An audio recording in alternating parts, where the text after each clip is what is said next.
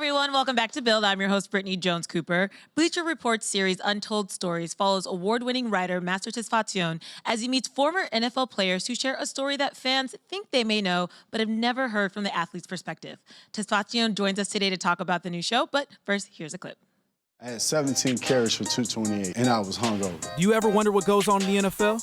What goes on at practice, in the locker room, before and after games? It's like Chinese language to me. I get on the four-wheeler, ride through the neighborhood. What if there was a show where players could open up the vault of stories they've never revealed before? I'm about to fight this man. I said, so you about to get fired anyway. Tab was 20 grand. Damn. I'm Master Tesfatsion, Untold Stories. I bought chicken tenders and french fries and... Put your hands together for Master Tesfatsion. Thank you. How you doing? Doing great. How you doing? I'm good. Congrats on the show. Thank you. I appreciate it. It is so cool. Like just the energy with you and the guys, but also the animations and everything. It's really cool. Yeah, we wanted to make sure that they all matched the continuity of the animations and the vibe that we had in the studio. Like it was all symmetrical. Yeah. And so I was really thankful. Kind of XC73 was the crew that we picked out for the animations, and just kind of picking out something aggressive but also kind of fun and playful that could kind of play around with the different range of emotions that we would go through the show. And so I couldn't be happier with kind of the way that lined up with the vibe that we were able to create with athletes, which is so rare to find these days on a show. Exactly, because when they get into these stories, sometimes they get funny, and it's just nice to pop into these animations and get to see the humor and experience it that way too. Yeah, absolutely. And it was a great way to start off with Clint Portis as well, because someone I'm familiar with when I used to cover the Washington football team at the Washington Post. And so knowing he's got a bunch of stories and had a good time during his time in the league, and the wild episodes in which he had on his rookie night and times that he spent in Washington was a great way to kick off the show. And I'm excited for the next 8 episodes. Yeah, so tell me about how you got involved with the show. What's the beginning story here? Yeah, well, I've been covering the NFL now for it's going in my 7th season now, and so I've always had a good rapport with people in the locker room. And so I always felt like the way that athletes are in the locker room and the way that they are in which they talk to me is kind of different in the way that they present themselves when they're on camera. And so I wanted to make sure I created a vibe or an atmosphere that can kind of allow them to be themselves and create a safe haven in which, they could share these stories that typically they wouldn't feel comfortable sharing with other people.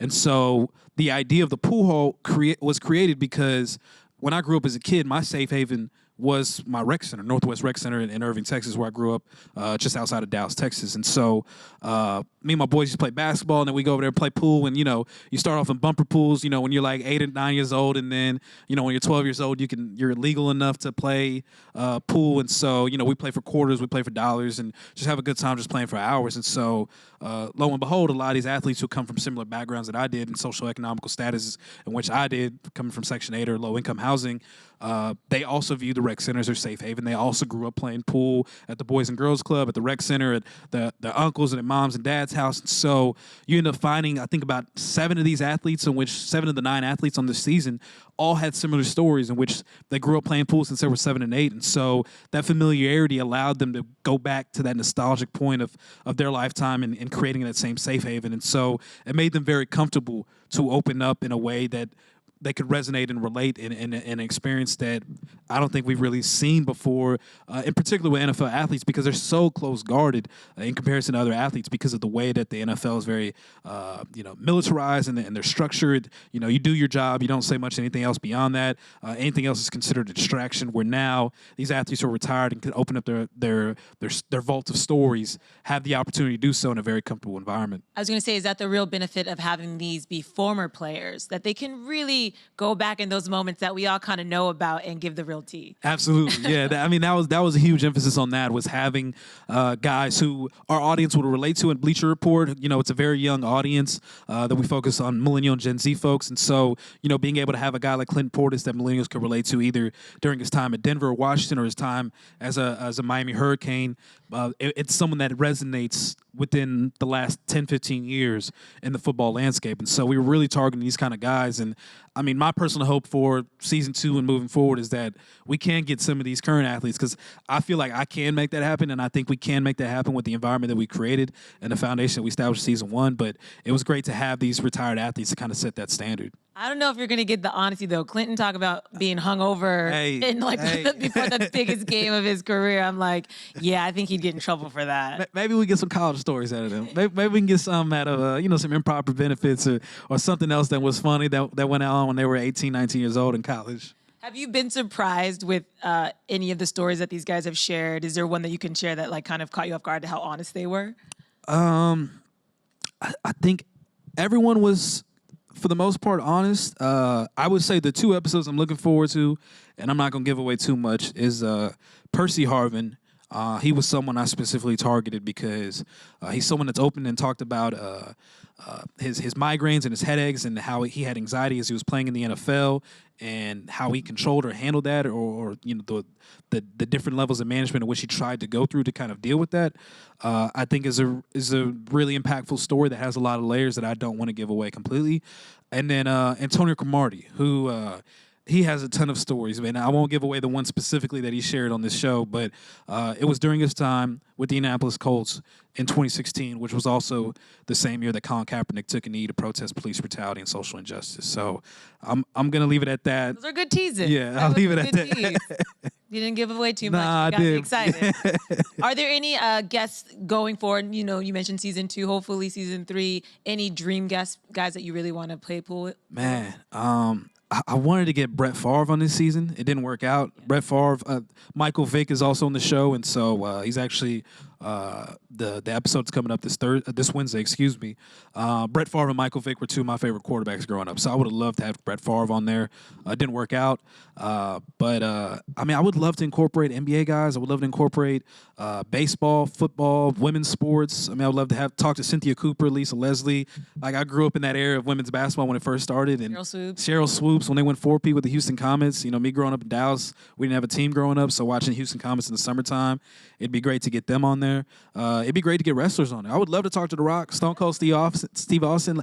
It's created an environment where it's so versatile that you can talk to a lot of these people that are within the sports realm, or even if you want to step out and do music and you want to do entertainers, et cetera, it's something that I feel has that versatility. The format and the template has the versatility to allow anyone to come in here, and that's kind of the world I wanted to create. It was something that I used to love growing up and watching Rap City. And so that was kind of something that kind of set in my mind, was that when you went to Rap City, it was the basement.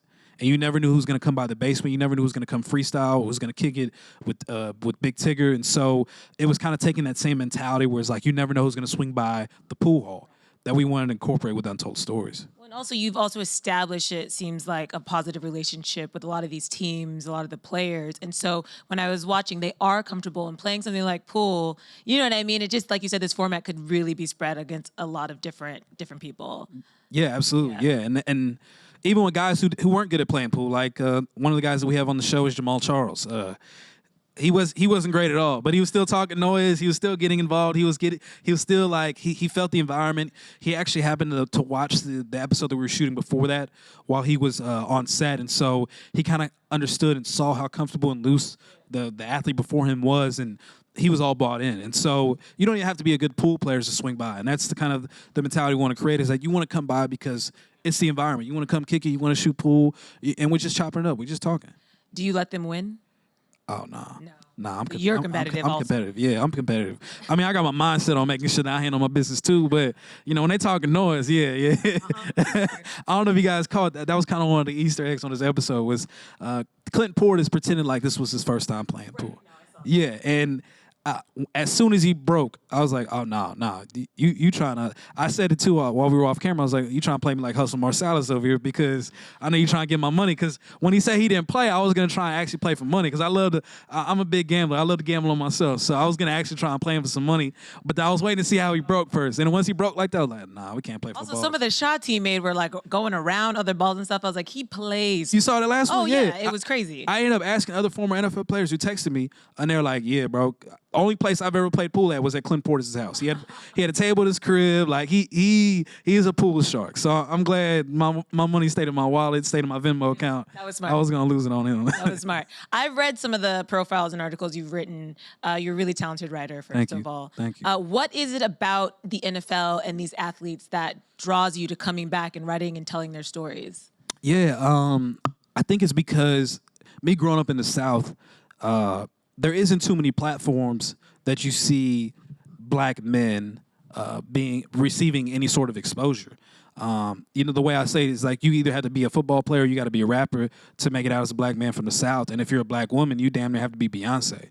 And so the difficulties for us to receive our exposure for people who are often neglected and don't have a voice in the mainstream audience, I think that ultimately, along with my love that I've had for football as a kid, growing up in Texas, it's faith, family, and football. That's kind of what's breed into us. So I think those two things, and I think the maturation as I continue to grow and understanding the platform and the possibilities of telling these people's stories, because all they ever see from those black men from the South that play football is when they can, rush for 150 yards or when they, throw for 200 yards and 2 touchdowns, but they never understand the makings of the person and who they represent, the social economical upbringing that they came from, the region that, that their mentality, their identity comes from. And so a lot of it was focused on black identity in the South. And that's kind of an emphasis that I had last year. And it's also shifted over towards other sports and stories that I've written on Paul George, Tobias Harris. I'm cooking up something right now with Giannis Antetokounmpo, in which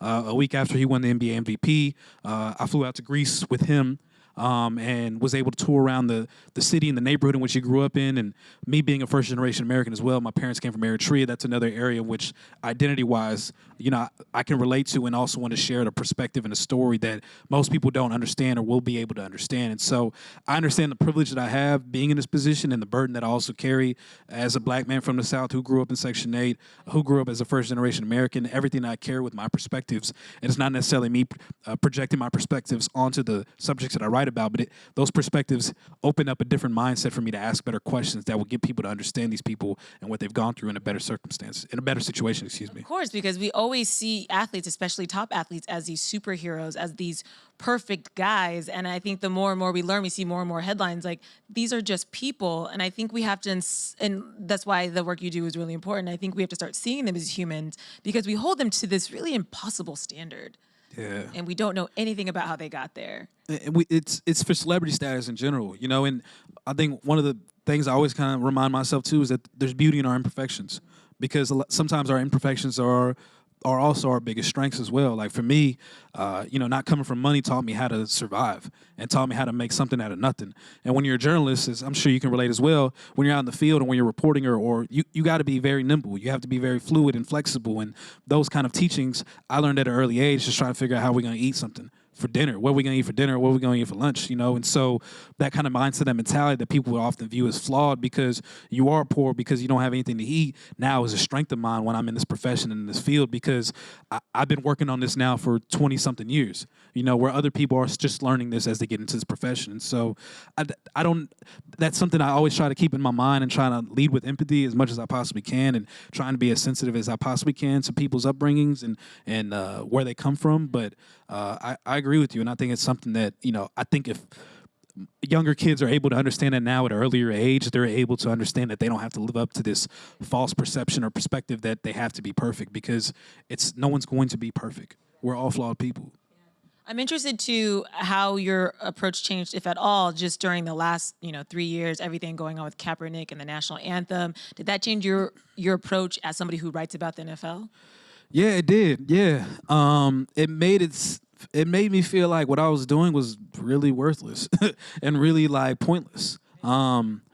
As all this was going on, you start to realize, because I'm still a black man too, and especially me coming from the South. I mean, I've had, interactions and encounters with police officers that, some didn't go as well as I had hoped. And, I remember in college at Arizona State being pulled over and being searched through my car while I was at ASU just driving around Scottsdale because I was banging my music. I had 2 subs in the back of my Nissan Altima, and I had my windows down, and they saw me swerving just a little bit, and they pulled me over, and 2 officers are basically searching through my car, and they see a black and mild in my glove compartment, and they tell me to unwrap that because I know what you guys do with these.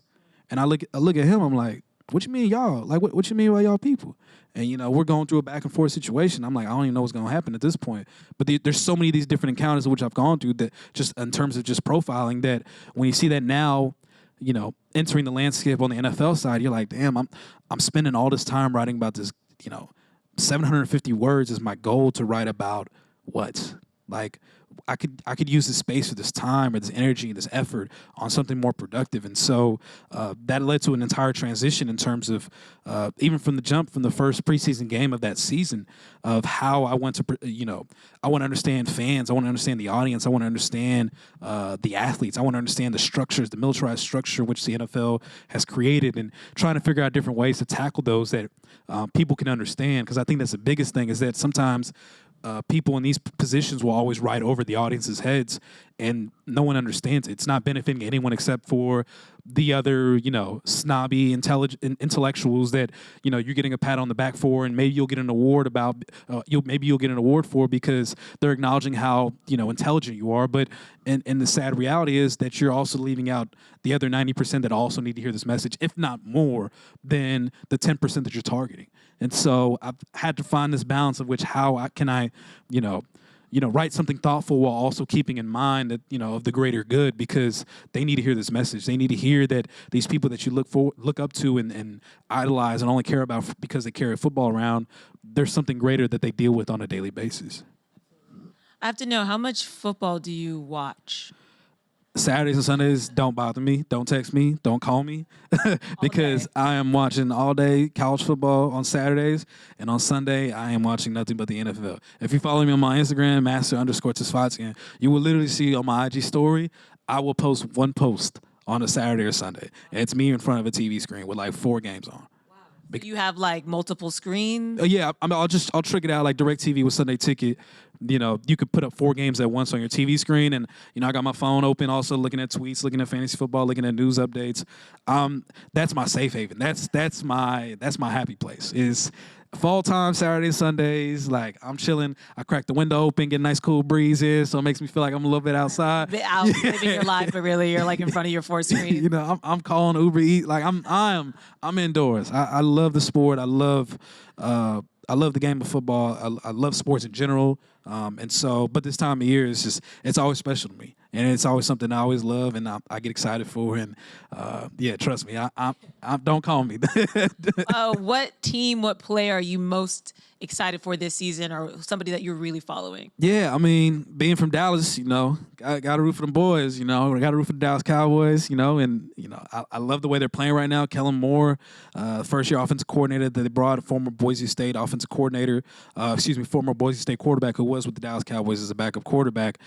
His creativity, his play calling capabilities as offensive coordinator, you can tell the difference in these first 2 games. The Cowboys look incredible offensively, and he's been able to open up the playbook with Dak Prescott, giving him the keys. You're starting to see a lot more pre-snap recognition from Dak Prescott. You're starting to see a lot more audibles this season, in which it wasn't the freedom that he was able to have with Scott Linehan the past 2 seasons with the Cowboys, and you're starting to see his capabilities as a quarterback when you give him the keys. And I mean, I think right now he's looking at one of the early front runners in terms of the MVP, with Patrick Mahomes, who's obviously killing it again in Kansas City, Lamar Jackson in Baltimore, who's having a phenomenal second season, although he's played 2 teams that aren't really that great and both on rebuilding modes right now. But I mean, he's doing exactly what he's supposed to be doing. And this was a guy in which, one of the stories in which I won an award for was about Lamar Jackson and how people thought that he should have been a wide receiver or running back and he wasn't capable of being a quarterback. I think he shut up a lot of people these first 2 games to even think about asking that question ever again. I could honestly listen to you talk about football. I mean, I can tell when somebody's passionate about something, it is so fun to like listen to and talk. I mean, this was literally every Saturday and Sundays as a kid. This was it. Like my neighbor, I remember my parents wouldn't let me out the crib until 11:55 a.m. Central Time. Games would start at noon. We didn't have cable growing up, but my neighbor, he'd have Sunday Ticket set up, and he had the whole 7 TV set up. He was a big time Steelers fan, Thomas White, and so I remember as soon as it was 11:55, I'd run out my door, throw that screen door open, just run over to Thomas White's crib, and like literally he'd leave the door open for me because he know what to expect, and it'd just be me and him just sitting around watching games. And it's been like that for me since I was 8 or 9, and nothing's really changed at that point. That's a special thing when you can turn your passion into your career, and then you get awesome shows and you get to meet and work with your idols. I mean, good for you. Thank you. I'm proud of you. I never thought life would end up this way, and I'm just thankful every single day. I don't know when this ride will ever end. I hope it doesn't, but as long as I'm on this ride, I'm enjoying it. Before we go, we do have a couple of questions. For sure. So I think we have one for you. Hey, so you are in an industry that a lot of people are trying to break into. So when you first started, how did you differentiate yourself from others who are trying to do the same thing as you, especially by being a man of color? That's a great question because I didn't know anyone. I literally pulled out 6 figures in loans and went to Arizona State because A, I need to get out of my environment, my neighborhood, for just to stay out of trouble, and then B, Arizona State was considered one of the best journalism schools in the country. And so when I went out there, pulled out 6 figures in loans, was literally ruining my dad's credit and mine, and I was like, look, I got to hit the ground running. I got to make something happen because there's no way I can come back after 4 years with nothing to show for this. And I was just really aggressive with the networking component of it. It's twofold. Obviously, one of it, you got to work hard. Like, you have to. There were words that I didn't even know because of just the educational system which I grew up in. Like, I didn't have a laptop my freshman year. I was literally Googling words on my phone as they're saying things like objective and subjective that everyone else in the class understood. But me, I'm like, yo, I don't even know what those mean. I'm literally Googling them back, just like trying to catch up because I'm realizing how far behind I am. And it was that work ethic that I learned from my parents who were, again, first-generation Americans that, work 2 or 3 jobs just to provide for us and just to make sure that we got by and that we could, have a good education. That I learned that and was instilled in me. So you always have to go above and beyond. And I think that's the easiest way. I wouldn't say easiest. I mean, it's simple, but it's difficult in task for you to differentiate yourself from everyone else. The second part I would say is obviously networking. You have to put yourself out there. And that's also very difficult because it takes a lot of time and energy. But every time I was at an Arizona State practice, I would literally skip classes just so I could be at Arizona State football to show my dedication and my commitment. And while I'm out there, I would always, anybody who was new in the media side, I would always introduce myself. And I would always make sure that when they continue to see me, I would ask them questions. Hey, how do you do this? How do you do that? Don't ever assume that you know how to do something. You literally have to, I say play dumb. You literally have to play dumb because the more that you're assuming, the less information you're actually providing for yourself to advance yourself and help you understand where you're supposed to be going. And I think those are the 2 biggest things. In particular for me, I'm trying to think if there's anything else that's really kind of stuck out for me. But I would say I would stick to those 2 in terms of just the work ethic and the networking. Those 2 things for sure. Like, those are the different ways. And I would say if there's one more I would add, don't try to be somebody that already exists. I remember when in my freshman year of college, everyone wanted to be Adam Schefter. Everyone wanted to be Diane Sawyer. Everyone wanted to be named famous person that's on primetime or daytime talk show. Oprah. Everybody always wanted to be these people who are already established. Okay, that's cool. But if you're emulating this person that already exists and they're not going anywhere, you're literally limiting your ceiling.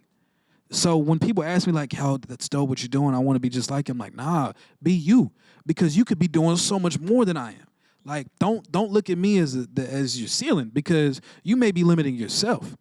I don't know what you're capable of, and you don't either. But you got to tap into that. That's something that I learned freshman year of college. They're like, "Oh yeah, let me try and do this after Adam Schefter stuff," and then I started asking everybody else, and everyone else was saying the same thing. I'm like, hold up, if there's 30,000 Adam Schefters and Adam Schefter ain't going nowhere, who's really going to be standing on top then? So for me, the biggest thing for me at that point was I'm just going to be Master.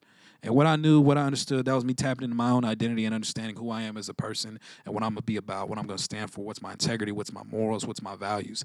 And I think that should be the foundation of, it doesn't matter what profession you're in, what you're standing for, what you're doing in life, like that should be your foundation of what you stand on.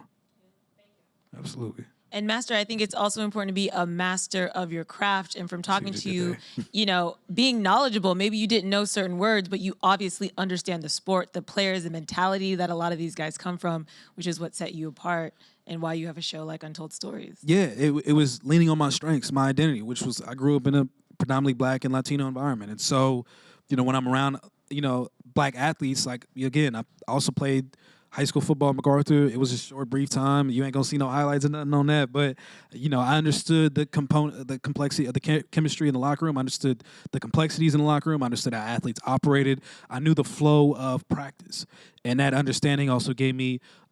I'm not gonna pretend to sit here and think that they gave me a leg up, because college is completely different. But it gave me some level of understanding that I could work with, and that you always have to lean on those different things and those different components of your identity. And, obviously being an African American, in which I would hope that, more newsrooms and more organizations would also try and lean on and trying to find more people of color, particularly black people, considering how many athletes that we cover and that we talk about constantly who are also black, that they're missing out on that perspective that I think is desperately needed in the media industry. Well, you've done an amazing job at creating your own brand, your own vibe, and I wish you just nothing but success. Thank you. If you guys want to check out the show, you can catch Untold Stories with Master Tesfatsion on Wednesday throughout the NFL season on YouTube and the Bleacher Report app. Put your hands together for Master. Thank you.